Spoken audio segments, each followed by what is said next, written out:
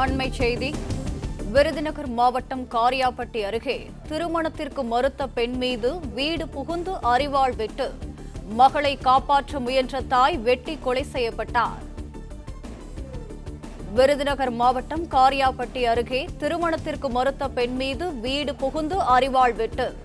மகளை காப்பாற்ற முயன்ற தாய் வெட்டி கொலை செய்யப்பட்டார். கூடுதல் தகவல்களை தருகிறார் எமது செய்தியாளர் மணிவண்ணன். மணிவண்ணன், வணக்கம். மேலும் விவரங்கள். வணக்கம்.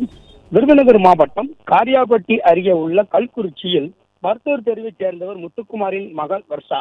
இவருக்கும் முத்துக்குமாரின் அக்கன் மகனான யுவராஜுக்கும் கடந்த 2 மாதங்களுக்கு முன்பு குடும்பத்தினர் முன்னிலையில் நிச்சயார்த்தம் நடைபெற்றது. இந்நிலையில் வர்ஷா யுவராஜை திருமணம் செய்து கொள்ள விருப்பமில்லை என தெரிவித்து கூறப்படுகிறது. இதனால் இருவருக்கும் இடையே கருத்துப்பாடு ஏற்பட்டு பிரச்சனை இருந்ததாக தெரிய வருகிறது. இந்நிலையில் இன்று காலையில் வர்ஷா தனது வீட்டின் முன்பு துணி துவைத்துக் கொண்டிருந்த போது அறிவாளுடன் வந்த யுவராஜா திடீரென அவரை தரமாறிய வெட்டியதாக கூறப்படுகிறது. இதில் வர்ஷா பலத்த காயமடைந்து இரத்த வெள்ளத்தில் கீழே விழுந்தார். அதே நேரத்தில் மருத்துவமனைக்கு சென்று வீடு திரும்பிய வர்ஷாவின் தாயார் விநாயக ஜோதி மகளை காப்பாற்ற முயன்ற போது யுவராஜா அவரையும் அறிவாளால் வெட்டியதாக கூறப்படுகிறது.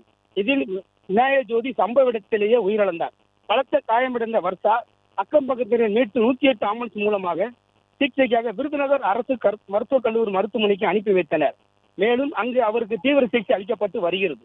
சம்பவம் குறித்த தகவலிருந்து மல்லாங்கனர் போலீசார் சம்பவத்துக்கு விரைந்து வந்து விநாயகஜோதியின் உடலை கைப்பற்றி உடலுக்கூறு ஆய்வுக்காக விருதுநகர் அரசு மருத்துவமனைக்கு அனுப்பி வைத்துவிட்டு மேலும் விசாரணை மேற்கொண்டு வருகின்றனர்.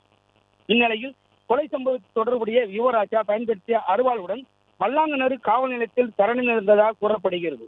அவரிடம் போலீசார் தீவிர விசாரணை நடத்தி வருகின்றனர்.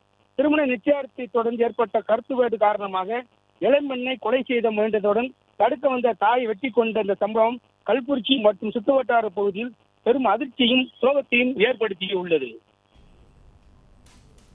விவரங்களுக்கு நன்றி மணிவண்ணன்.